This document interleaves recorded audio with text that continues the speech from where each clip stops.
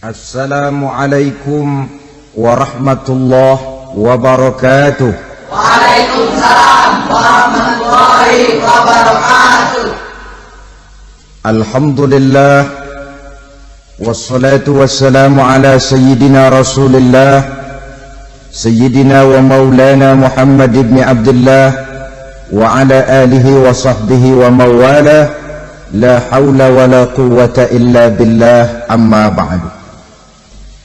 Bapak-bapak, ibu-ibu, saudara-saudara kaum muslimin rahimakumullah.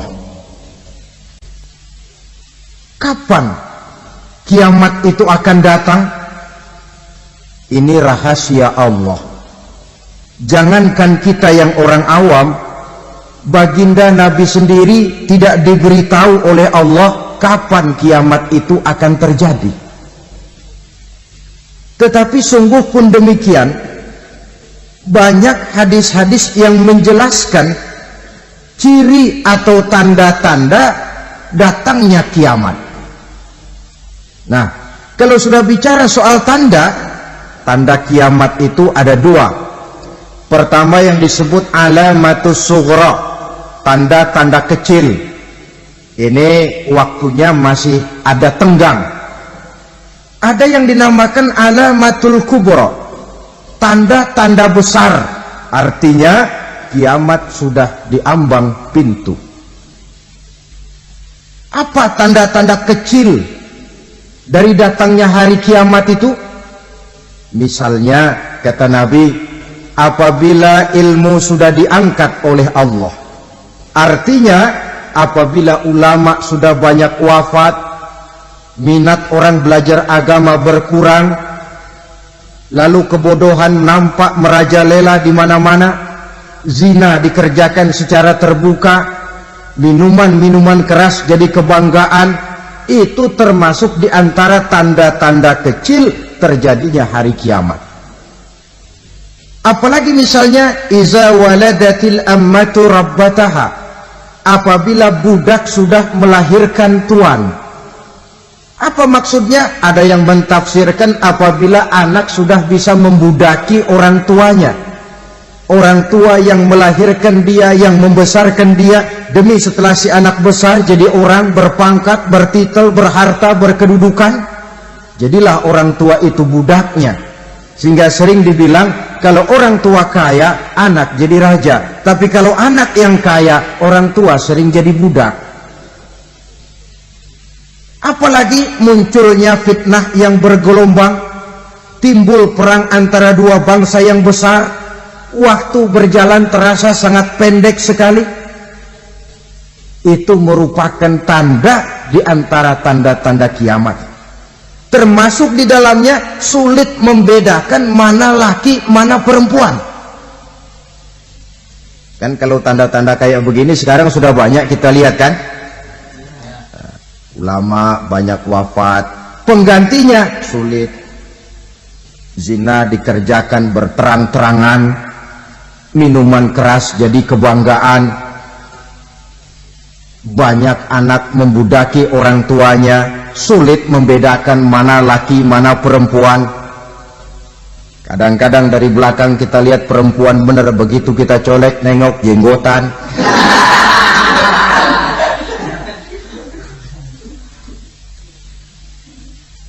Ini termasuk tanda-tanda kecil, masih ada tenggang sampai akan terjadinya kiamat itu.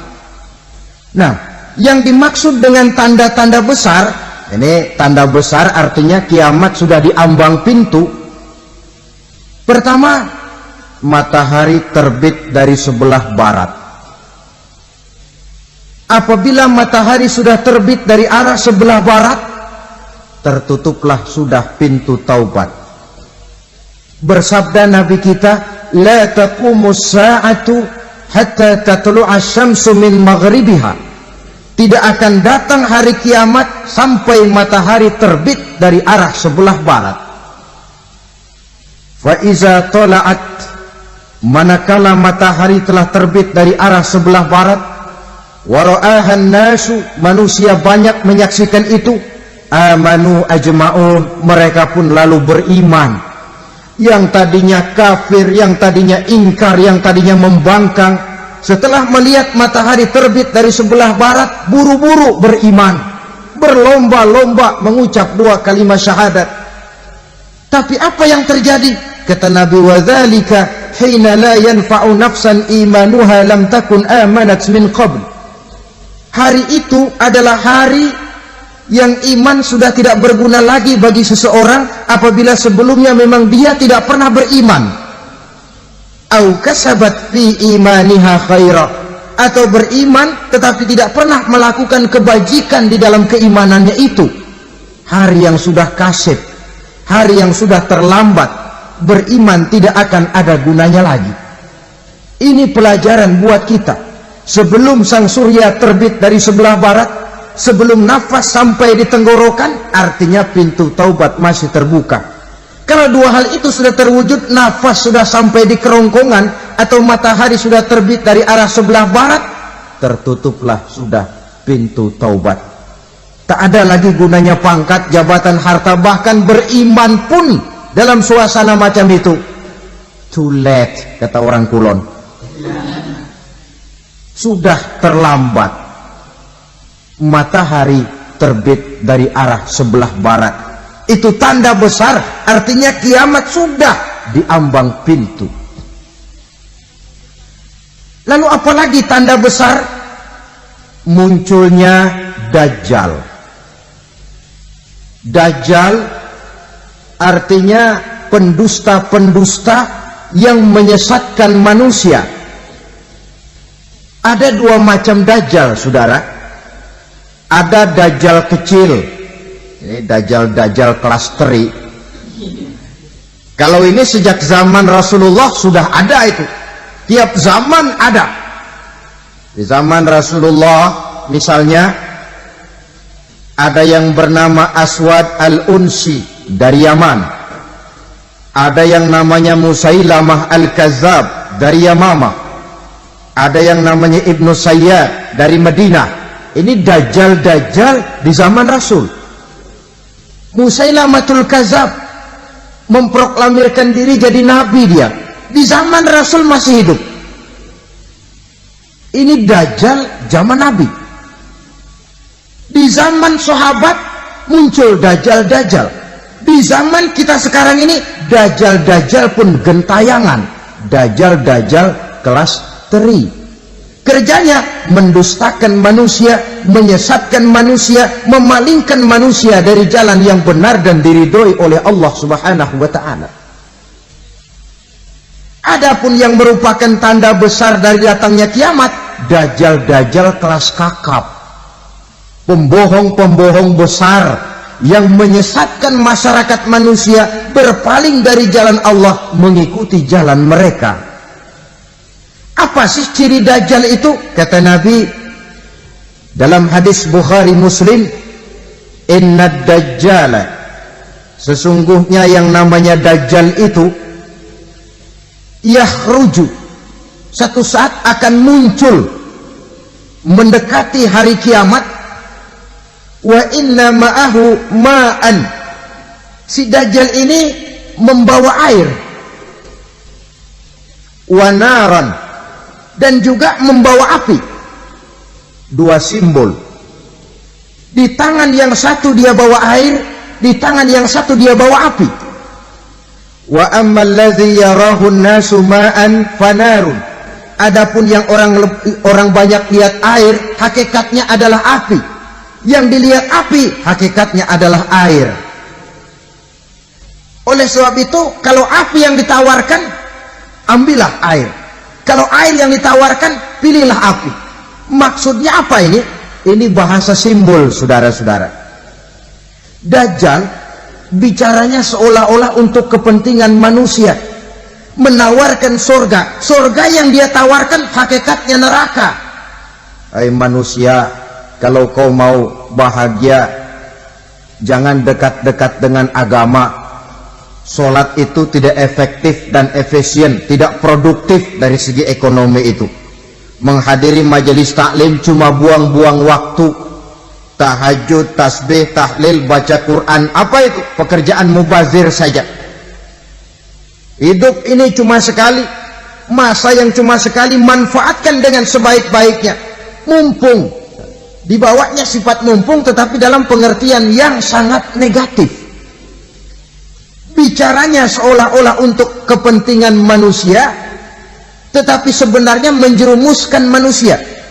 Menawarkan air tapi sebenarnya api, menawarkan api tapi hakikatnya air. Buat apa kamu sholat? Buat apa kamu bayar zakat? Buat apa kamu puasa? Surga yang dicanangkan Dajjal hakikatnya neraka. Neraka yang digambarkan Dajjal pada dasarnya adalah surga. Jadi memutarbalikkan fakta itu kerjaan Dajjal. Yang hak jadi batil, yang batil dibilang hak, yang benar jadi salah, yang salah malah jadi benar. Tuntunan disuruh jadi tontonan, tontonan malah menjadi tuntunan. Itu pekerjaan Dajjal profesinya. Zamannya Nabi Adam, Dajjalnya kan iblis. Betul? Betul.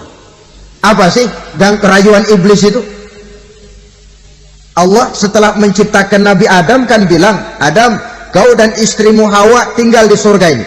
Seluruh fasilitas yang ada di surga persilahkan kau nikmati. Satu yang tidak boleh, jangan coba-coba dekati pohon khuldi. Dekat saja jangan, apalagi sampai memetiknya. Datang Dajjal yang namanya iblis ini. Adam, kamu tahu nggak kenapa tidak boleh makan buah khuldi? Ya nggak tahu, pokoknya saya dilarang. Bodoh kamu, Dam. Khuldun artinya kekal. Kalau kamu makan itu buah, kau akan kekal di surga buat selamanya. Allah tidak kepengen, maka dilarang kamu makan buah khuldi. Kalau kau ingin kekal di surga, Adam, makan saja. Saya bicara begini ini untuk kepentingan kamu, Adam. Ini kan ciri-ciri Dajjal. Bicaranya sih seolah-olah untuk kepentingan Nabi Adam, hakikat sebenarnya menjerumuskan Nabi Adam supaya ingkar dan melanggar larangan dari Allah Subhanahu wa ta'ala. Jadi setelah muncul Dajjal, timbul kekacauan-kekacauan di masyarakat. Banyak yang terpengaruh, terpedaya dan terpesona. Termasuk mereka yang memproklamirkan diri jadi nabi, mereka yang memproklamirkan diri jadi rasul di zaman sesudah Rasulullah wafat. Itu adalah Dajjal-Dajjal. Maka saya ingatkan, kalau di zaman kita sekarang ini ada orang ngaku jadi nabi, ada orang ngaku jadi rasul, biar bahasa Arabnya kental, Quran hafal, hadis ribuan hadis hafal, biar pakai serban sampai menyengser ke tanah, bahasa Arabnya fasih, tapi dia mengaku jadi nabi, jadi rasul, kita umat Islam wajib tidak percaya. Wajib untuk tidak percaya. Itulah Dajjal-Dajjal zaman kita sekarang ini. Tidak mustahil mereka datang mempengaruhi orang-orang awam supaya berpaling dari Rasulullah, mengikuti mereka. Nah, di akhir zaman nanti, mendekati hari kiamat, Dajjal ini muncul. Dajjal kelas kakap, menyesatkan masyarakat manusia untuk berpaling dari Islam, mengikuti seruan mereka. Apalagi di antara datangnya kiamat itu, tanda yang besar itu, turunnya Nabiullah Isa Al-Masih, putra Maryam. Menurut berbagai hadis yang sahih, Nabi Isa Al-Masih nanti akan turun lagi. Tidak membawa risalah yang baru, tapi meluruskan risalah Islam ini yang telah banyak ditinggalkan oleh masyarakat. Bahkan ada hadis menjelaskan beliau akan membunuh Nabi, mematahkan kayu-kayu salib, lalu melaksanakan haji dan umrah mengikuti syariat Nabi Muhammad, bukan membawa agama baru. Menjadi semacam mujaddid, reformer, menyelamatkan manusia dari bisikan Dajjal. Bahkan ada riwayat yang menjelaskan bahwa Nabi Isa berhasil mengalahkan Dajjal, mengembalikan masyarakat manusia kembali kepada ajaran Islam yang datang dari Allah, dibawa oleh Rasulullah Sallallahu Alaihi Wasallam. Dengan kata lain, turunnya Nabi Isa bukan sebagai Nabi dan Rasul baru, tetapi mengikuti syariat Nabi kita Muhammad sallallahu alaihi wasallam. Saudara hadirin, ibu-ibu hadirat yang saya hormati, kemudian apalagi di antara tanda-tanda besar akan datangnya kiamat itu? Keluarnya asap atau awan. Kata Nabi, inna min asrati sa'ah dukhanan yamla'u ma bainal masyriqi wal maghrib. Di antara tanda-tanda kiamat munculnya awan atau asap yang memenuhi antara langit dan bumi. Ini pun diperkuat dalam surah Ad-Dukhan ayat 10. Fartaqib yauma ta'ti as-sama' bidukhanin mubin fayughshan nas hadza azabun alim. Bagi orang-orang yang beriman, mereka biasa-biasa saja. Tapi bagi orang kufur, datangnya asap dan awan ini merupakan azab yang kelewat pedih. Barangkali sedikit mendekati gambaran tentang azab yang pedih ini, saya ingatkan alam pikiran kita kepada peristiwa yang belum lama terjadi. Pernah dengar berita bocornya reaktor nuklir di Chernobyl, Uni Soviet? Pernah dengar? Bocornya reaktor nuklir di Chernobyl yang mengakibatkan ratusan bahkan sangat mungkin ribuan nyawa. Cuma satu reaktor. Bagaimana kalau seluruh cadangan nuklir yang dimiliki oleh para negara adikuasa ini diledakkan? Bahkan yang konon menurut catatan, cadangan nuklir yang dimiliki bersama oleh Amerika dan Rusia sekarang ini sudah sanggup memusnahkan 6 miliar manusia. 1,5 kali lebih banyak dari jumlah manusia yang nongkrong di permukaan bumi ini. Saudara-saudara hadirin yang saya hormati, lalu saat mendekati hari kiamat, apalagi tandanya? Setelah Nabi Isa wafat, pada saat turunnya yang kedua kali, lalu Allah meniupkan angin sejuk.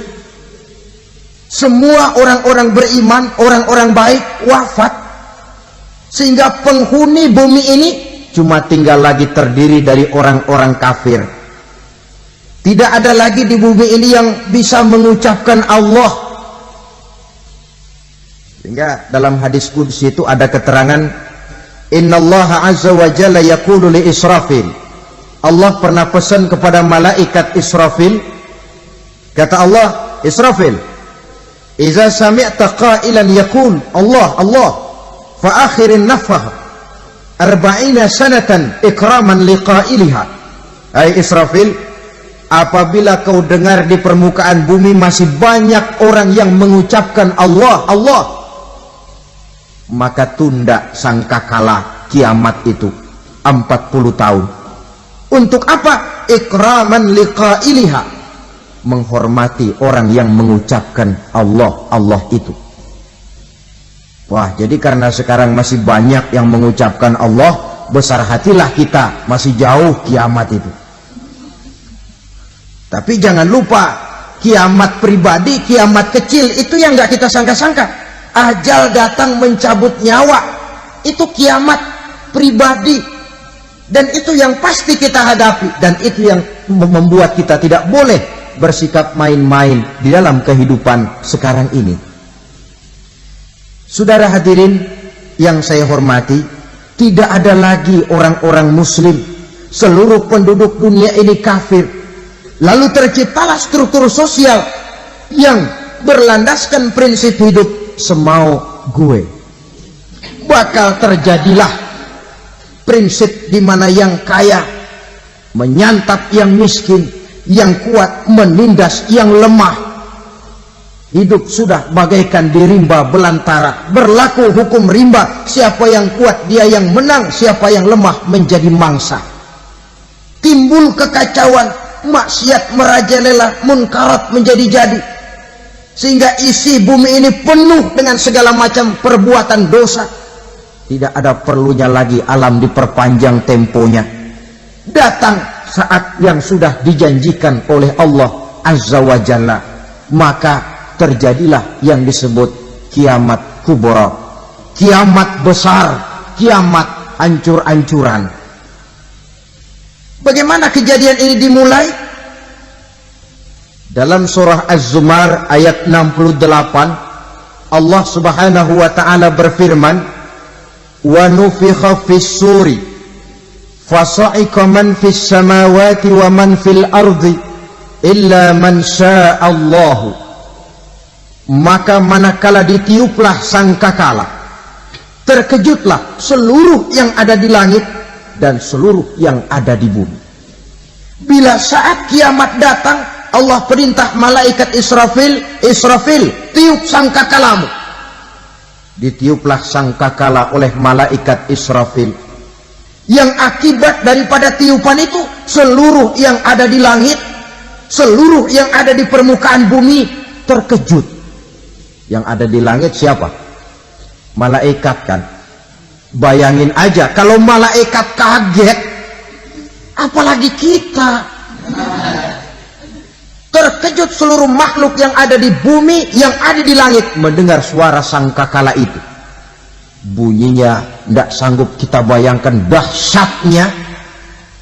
Ledakan nuklir, ledakan neutron, belum apa-apa ketimbang bunyi sangkakala malaikat Israfil ini.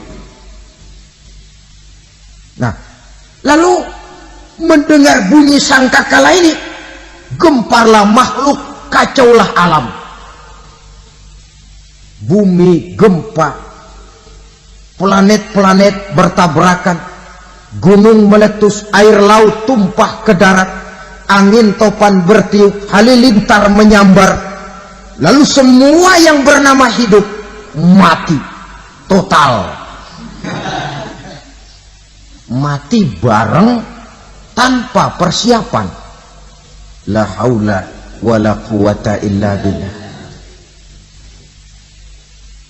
Saya kadang-kadang dalam tafakur bermohon, ya Allah, mudah-mudahan saya nggak nemuin kiamat beneran. Ngeri, nggak bisa kita bayangkan macam apa suasana seperti itu. Allah saja banyak memberikan gambaran, misalnya Al-Qari'ah, wa mal qari'ah, wa ma adraka mal qari'ah. Kejadian yang menggemparkan. Tahukah kamu apa kejadian yang menggemparkan itu? Yauma yakunun nasu kal farasil mabsus wa takunul jibalu kal ihnil manfus. Pada saat itu manusia berterbangan bagai kupu-kupu, gunung berterbangan seperti kapas ditiup angin. Gunung saja macam kapas, konon lagi manusia. Kematian total, mulai semut sampai gajah mati, jin mati, iblis mati, malaikat mati. Malaikat saja mati. Saudara hadirin yang saya hormati, kematian total yang tanpa persiapan. Orang bilang, Pak, kalau mati bareng begitu yang repot malaikat maut dong ya. Cabut sana, cabut sini. Itu kalau menurut logika kita, mestinya begitu menurut logika. Tapi logika juga yang bilang nggak perlu serepot itu. Sebab untuk mematikan listrik di wilayah DKI, di wilayah Jakarta, nggak perlu tiap rumah didatengin matiin ya lama. Cukup dari kantor pusatnya saja PLN tekan satu tombol, gelaplah seluruh Jakarta. Saudara hadirin yang saya hormati, kematian total. Lalu setelah kematian total, planet-planet juga mati, dalam arti tidak bergerak dan beredar. Angin mati, dalam arti tidak bertiup. Air mati, dalam arti tidak ada riak gelombang. Pokoknya semua mati. Kullu nafsin za'iqatul maut, semua yang bernafas mati. Dalam ayat lain, kullu man 'alaiha fan, semua yang ada di permukaan bumi fana. Yang kekal cuma Allah Subhanahu wa ta'ala. Yang paling belakang mati malaikat maut dan malaikat Israfil. Tapi mati juga sesuai dengan janji Allah. Menurut hadis Bukhari Muslim dari Abi Hurairah, masa tenggang waktu antara kematian total pada tiupan sangkakala pertama dengan proses kebangkitan pada tiupan sangkakala kedua 40 lamanya. Tidak dijelaskan oleh Abi Hurairah 40 jam, apa 40 hari, apa 40 tahun. Hadis-hadis cuma menyebutkan 40 saja. Sunyi alam yang tinggal cuma Allah saja lagi. Ketika itu Allah berseru-seru, katanya, limanil mulkul yauma, siapa para penguasa hari ini? Mana itu raja-raja dan penguasa yang dulu mengaku jadi Tuhan? Fir'aun, mana Fir'aun sekarang? Yang dulu jadi raja, merasa berhasil, sombong, lalu tidak mau turun-turun dari kekuasaannya, sampai kepada puncak kekurang ajarannya mengangkat diri jadi Tuhan. Mana itu Fir'aun? Namrus, mana sekarang Namrus? La ilaha illa ana, ternyata tidak ada Tuhan lain selain daripada aku, kata Allah. Proses kemudian, saudara-saudara, turunlah hujan dari langit. 40 lamanya hujan itu, tidak jelas juga 40 jam apa 40 hari. Setelah air turun membasahi, datanglah tiupan sangkakala yang kedua. Semua yang bernama mati bangkit dari kuburnya masing-masing. Ini yang disebut Yaumul Ba'tsi, hari kebangkitan. Allahu Akbar.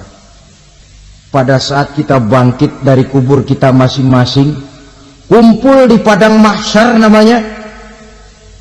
Bayangin aja, saya sendiri nggak sanggup bayangin. Manusia sejak zaman Adam sampai zaman kiamat kumpul bareng di tempat sama. Berapa banyaknya itu?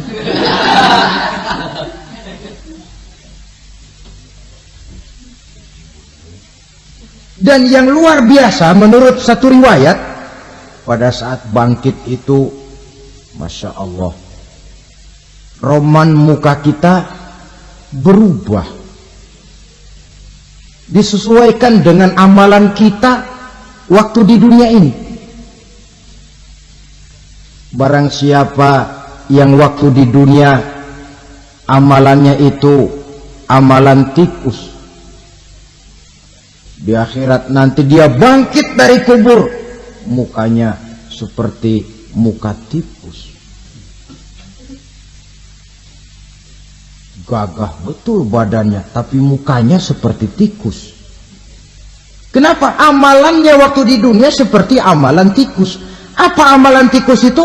Suka ngegeragoti barang yang sudah disimpan rapi-rapi. Orang sudah simpan uang rapi-rapi, simpan perhiasan rapi-rapi, digeragoti oleh tikus. Maling-maling, pencoleng-pencoleng, koruptor-koruptor, itu nanti di akhirat nanti kita lihat mukanya seperti muka tikus. Oh, ini waktu di dunia suka nyolong, hanya seperti muka tikus. Barang siapa yang waktu di dunia ini amalannya itu amalan macan, dia akan bangkit nanti mukanya seperti muka macan. Apa amalan macan? Macan itu amalannya menang-menangan. Orang yang mau menang saja, nggak mau mengalah. Coba lihat di hutan, kenal hutan nggak? Nah. Di hutan, raja hutan di mana-mana pasti macan, betul kan? Betul. Padahal hutan belum pernah bikin pemilihan umum. Tapi macan tidak peduli ada pemilihan umum apa tidak, pokok saya raja. Sebab apa? Macan jadi raja itu bukan karena benar, tapi karena kuat jadi raja. Setelah dia jadi raja, rakyat hutan yang mesti dilindungi malah dimakan oleh raja macan. Kambing rakyat hutan dimakan oleh macan. Ayam rakyat hutan dimakan oleh macan. Itu nanti kita lihat di akhirat itu mukanya seperti muka macan, gagah betul. Lalu barang siapa yang di dunia ini amalannya itu seperti amalan anjing, nanti dia punya muka seperti muka anjing. Apa amalan anjing? Pertama, anjing itu kalau disuruh jaga rumah, dia tidak bisa membedakan mana maling, mana tamu. Biar yang datang maling, kalau bawa tulang, anjing kalem. Yang kedua, anjing itu akan setia kepada siapa saja yang memberinya roti. Siapa yang memberinya roti, itulah majikannya. Apa kata majikannya, pasti dia laksanakan. Soal benar atau salah, dia tidak peduli. Setelah anjing dapat roti, dia tidak punya pilihan lain kecuali bilang, abdi mah kumaha juragan wae ayeuna mah.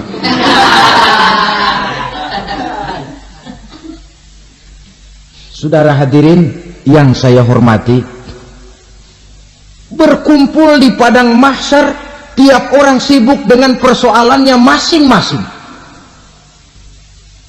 Matahari waktu itu didekatkan oleh Allah, panas luar biasa.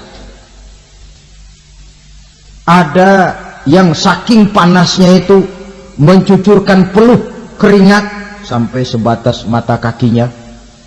Ada yang keringatnya sampai sedengkulnya, ada yang keringatnya sampai sepusatnya, ada yang keringatnya mengalir sampai sebahunya, ada yang kelelap oleh keringatnya sendiri, sementara orang di sampingnya nggak apa-apa. Bergantung lagi amalan dia waktu di dunia ini. Saudara-saudara, sebagian orang dalam kepanikan padang mahsyar berombong-rombong datang mereka menghadap Nabi Adam. Ya Adam, anta abal bashar. Hai Adam, Tuhan adalah bapak moyang manusia. Kami sebentar lagi akan disidang, dimintakan pertanggungan jawab. Tolonglah kami, hai Adam. Kata Nabi Adam, jangankan nolongin sampean, saya sendiri tanggung jawab di hadapan Allah. Ketika dulu tidak boleh makan khuldi, saya serobot. Sudahlah, urus diri masing-masing saja, nafsi. Begitu kata Nabi Nuh, begitu kata Nabi Ibrahim. Tiap orang bertanggung jawab sendiri-sendiri. Ketika itulah saudara-saudara, nikmatnya menjadi umat Nabi besar Muhammad sallallahu alaihi wasallam. Sebab apa? Walaupun menurut abjad kita ini umat paling belakang, kan paling belakang kita ini toh, karena Nabi Muhammad adalah nabi akhir, tapi akan dihisab lebih dulu, lewat di atas sirat lebih dulu, masuk surga lebih dahulu ketimbang umat-umat belakangan. Ketika Rasul mendekati ajal, beliau tanyakan itu kepada malaikat Jibril. Malaikat Jibril berkata, Muhammad jangan khawatir, Allah sudah berjanji, inni haramtul jannata ala sairil anbiya hatta tadkhulaha anta wa haramtuha ala sairil umami hatta tadkhulaha ummatuka. Surga aku haramkan buat seluruh nabi kecuali kalau engkau Muhammad sudah masuk ke dalamnya, dan surga aku haramkan buat seluruh umat kecuali kalau umatmu Muhammad sudah masuk ke dalamnya. Logikanya, walaupun menurut abjad kita umat paling belakang, bakal dihisab paling dulu, lewat di atas sirat paling dulu, masuk surga paling dulu, kalau mampir ke neraka juga paling dulu. Ya resiko, jangan mau enaknya aja paling dulu. Saudara hadirin yang saya hormati, setelah masa kebangkitan itu jangan dikira begitu bangkit langsung diperiksa, masih menunggu menanti ribuan tahun perhitungan padang mahsyar untuk sampai kepada proses yang disebut yaumul hisab, hari perhitungan. Seorang demi seorang bakal dipanggil. Bayangkan saja, kita se-RT saja di absen, kadang-kadang perlu waktu lama. Ini manusia sejak zaman Nabi Adam sampai datang hari kiamat, satu demi satu disidang di hadapan Qadhi Rabbul Jalil.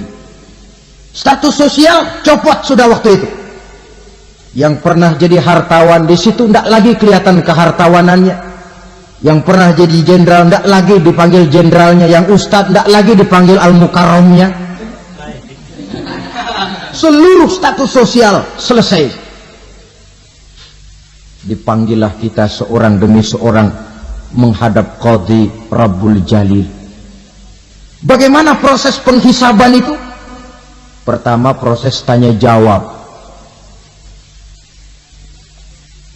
Di antaranya ada hadis menyatakan lan tazula qadama 'abdin yaumal qiyamah hatta yus'ala an arba'i khisalin. Besok di hari kiamat tidak akan bergeser telapak kaki seorang hamba sampai dia ditanya lebih dulu tentang 4 persoalan. Tentang ilmunya. Kemana ilmu itu diamalkan? Tentang umurnya.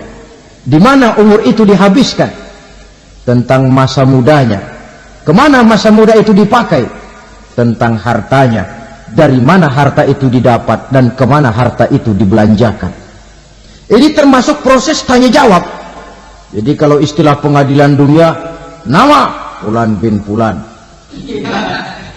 Kamu waktu di dunia diberikan umur panjang untuk apa? Pernah mengalami masa muda, kemana kau habiskan masa remajamu? Kau diamanahkan ilmu, dengan apa ilmumu kau amalkan? Kau diberikan harta, dari mana harta kau dapat, kemana kau belanjakan? Tak seorang pun yang bisa mungkir. Sebab apa? Dikala itu yang menjadi saksi bukan orang. Yang menjadi saksi adalah seluruh anggota badan kita.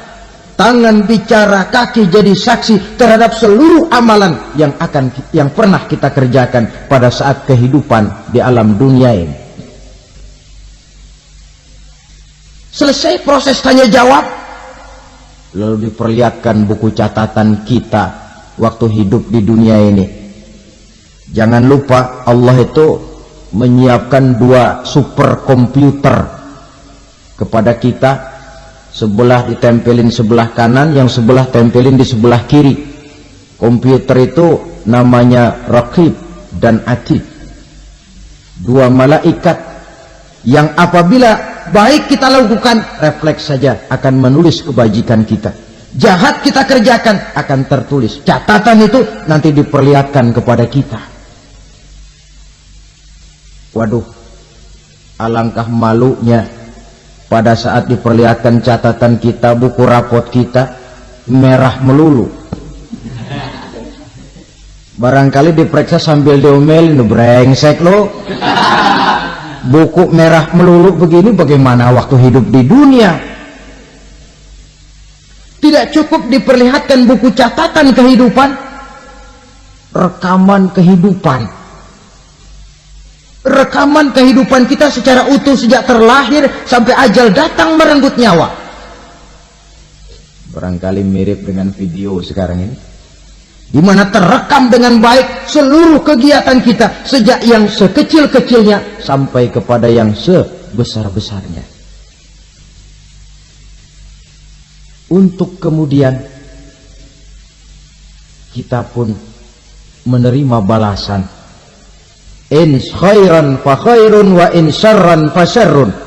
Kalau baik ya baik balasannya, kalau jahat ya jahat juga balasannya. Catatan-catatan kita diberikan. Kalau banyak kebajikannya diberikan di tangan kanan dengan cara yang halus. Kalau banyak kejahatannya diberikan dari sebelah kiri atau dilempar dari belakang. Itulah sebabnya sejak di dunia ini kita sudah mohon kepada Allah. Ketika berwudu membasuh tangan kanan, apa kita bilang? Allahumma a'tini kitabi biyamini wa hasibni hisaban yasira. Ya Allah, berikan saya kitab di tangan kanan, dan kalau saya memang perlu dihisap, hisaplah saya yang seringan-ringannya. Tangan kiri berlindung kita kepada Allah, jangan sampai diberikan kitab di tangan kiri atau dari arah sebelah belakang. Wa'udzubika an tu'tiya kitabi bishimali aw min wara'i zuhri, dari arah sebelah belakang. Na'udzubillah min dzalik. Setelah selesai lewat proses penghisaban, lewat mizan, timbangan, maka yang sudah selesai dihisab itu bergeraklah menuju sirat, jembatan yang terbentang menuju surga melalui neraka. Saudara-saudara, panjangnya perjalanan sirat itu memakan waktu ratusan tahun. Tetapi orang yang lewat di atas sirat pun macam-macam, bergantung amalannya ketika di dunia ini. Ada yang lewat di atas sirat itu kalbarkil khatib, seperti kilat yang menyambar, sudah sampai dia di surga. Cepat bukan main. Ada yang lewat di atas sirat itu seperti orang lari-lari. Ada yang lewat di atas sirat itu seperti orang jalan biasa. Ada yang sambil merangkak, ada yang sambil ngesor, ada yang sambil gelayutan, ada yang selamat sampai ke ujung ke surga, ada yang tergelincir jatuh masuk ke dalam neraka, bergantung amalannya dalam kehidupan di dunia sekarang ini. Tiap kita akan melewati yang namanya sirat ini. Saudara-saudara kaum muslimin yang saya hormati, dengan demikian mereka yang selamat melalui sirat sampai ke terminal akhir surga, mereka yang ketika dihisab ternyata banyak kejahatannya daripada kebaikannya, mereka singgah di dalam neraka. Nah, adapun orang-orang yang beriman menurut ayat Quran dan hadis Nabi itu nanti ada bermacam-macam. Ada orang beriman itu yang dimasukkan surga. Ada orang beriman itu yang dimasukkan ke dalam surga. Ada orang beriman itu yang disebut penduduk surga. Kenapa lain-lain, Pak? Karena waktu di dunia amalannya juga lain-lain. Ada orang beriman yang masuk surga. Ini paling murah tiketnya. Mau masuk surga? Kata Nabi begini, ma min abdin qala la ilaha illallah thumma mata ala dhalik illa dakhalal jannah. Kalau seorang hamba sudah mengucap dua kalimat syahadat, dia yakin dengan kebenaran kalimat itu sampai matinya, orang itu akan masuk surga. Abi Dzar yang waktu itu diajak bicara heran, ya Rasul kok gampang betul? Iya, walaupun orang itu mencuri, iya, walaupun orang itu berzina, iya, biar dia mencuri, biar dia berzina, kalau dia sudah mengucap dua kalimat syahadat, dia yakin dengan kebenaran kalimat itu sampai matinya, itu orang akan masuk surga. Jadi masuk surga cukup dua kalimat syahadat, yakin sampai mati, masuk surga. Itu perkara masuk. Tapi kalau pertanyaannya diterusin, masuknya kapan, Pak? Nah, ini lain lagi urusannya. Sebab ada yang masuknya itu langsung, ada yang mampir dulu. Di sana tempat cuma dua, kalau tidak surga, neraka. Mau ke surga, tapi mampir dulu. Yang mampirnya jelas di neraka. Kenapa? Dalam hadis qudsi ada riwayat, nanti itu di akhirat, setelah Allah selesai mengatur penduduk surga masuk surga, yang neraka masuk neraka, Allah berkata kepada malaikat Malik, malaikat Malik, la baik ya Allah, itu bajingan-bajingan tengik, manusia-manusia durjana yang waktu di dunia tidak mau sujud, jauh dari ulama, gemar melakukan yang munkarat dan maksiat, hidup di tengah masyarakat selalu jadi bibit keonaran, kufur, sudah masuk neraka semua. Sudah ya Allah. Nah, kalau sudah, coba sekarang kamu masuk, Malik. Saya, iya, masuk neraka. Mau apa ya Allah? Kata Allah, akhriju minan nar man kana fi qalbihi misqala habatin min khardalin min iman. Kau masuk neraka, cari di dalam neraka orang-orang yang ada imannya walaupun kecil sebesar biji zarah, angkat mereka keluar. Masuk malaikat Malik ke neraka. Cari orang yang ada imannya, korek-korek. Ya repot, udah pada gosong. Yang ada imannya diangkat ke atas, yang ada imannya diangkat ke atas. Lalu dimandikan di Nahrul Hayat, namanya sungai kehidupan di akhirat nanti. Cakep lagi rupanya, bersih lagi wajahnya, apel di hadapan Allah. Kata Allah, bagaimana mas? Kapok nggak sampean? Kapok ya Allah. Nah, kalau kapok, idhab fadkhulil jannah, pergi masuk surga sana. Berangkat mereka ke surga, ketemu sama teman-temannya yang udah sampai lebih dulu, yang nggak pakai mampir lagi.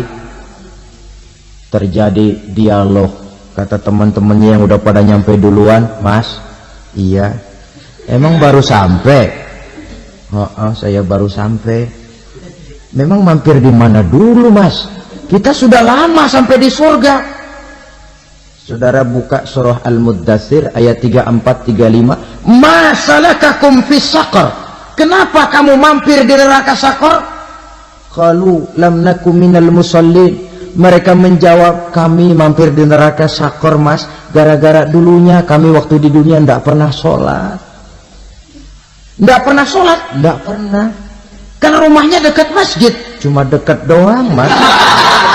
Sholat mah enggak saya. Enggak pernah ngasih makan fakir miskin, enggak pernah hadir di majelis taklim, pendeknya enggak pernah melakukan kebajikan. Maka saya pun mampir di neraka Saqar. Untung betul saya punya iman mas, sedikit. Waktu hidup di dunia dulu saya pernah mengucap 2 kalimat syahadat. Sekali-kalinya waktu mau kawin. Masya Allah. Untung saja kawin, kalau nggak kawin polos.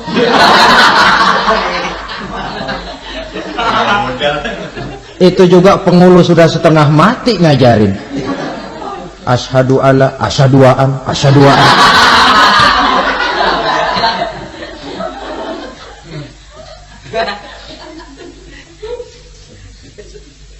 Ini namanya masuk surga, ada mampir dulu.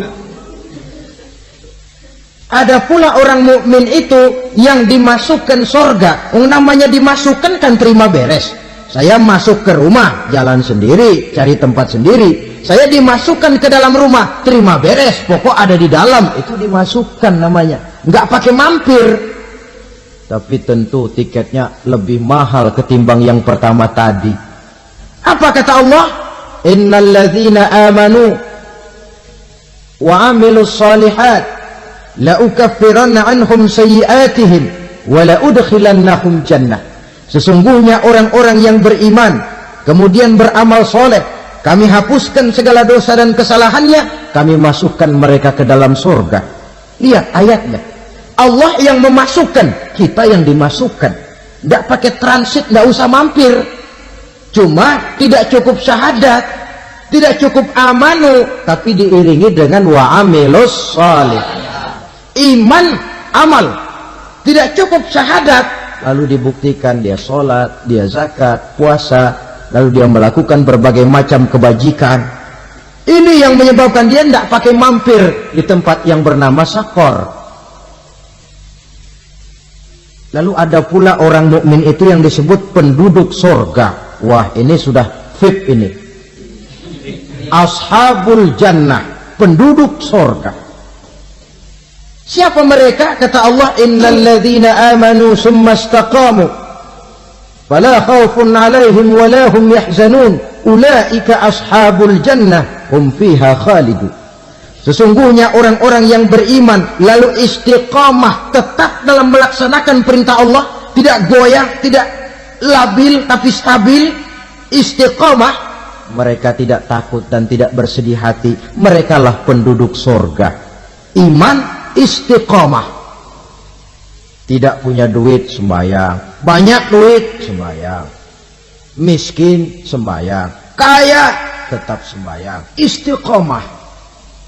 Kadang orang kalau susah rajin ke masjid, banyak duitnya ngelihat masjid melengos.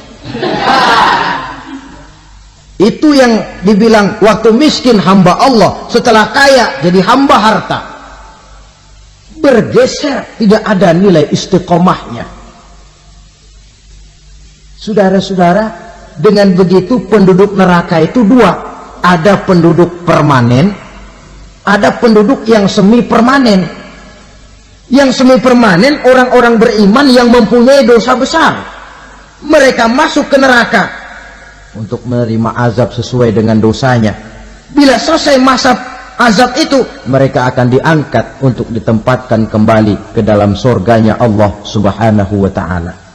Nah, dikala itulah saudara-saudara, ada yang disebut syafaat dari Rasulullah Sallallahu Alaihi Wasallam. Tapi tentu jangan lupa, syafaat ini ibarat kain menambal dia. Kita punya kain bolong-bolong sedikit, syafaat yang menambal.